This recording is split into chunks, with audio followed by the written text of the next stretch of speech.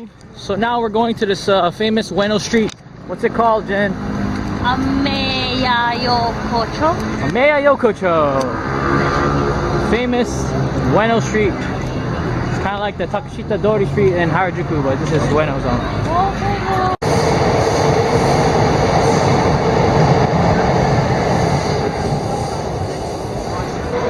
Alright, so we're under the store, or the train tracks. There's all of these cool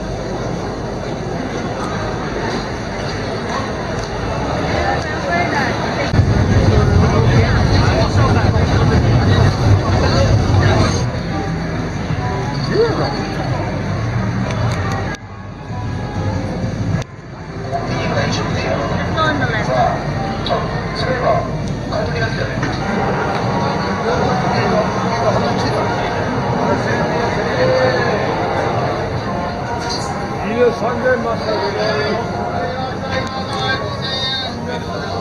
Alright, it's like they have kebabs over there, and then Korean food over there, and now we're at the like Chinese food area. Ueno's pretty fun for street food. See, and they got Korean, Chinese food again. What?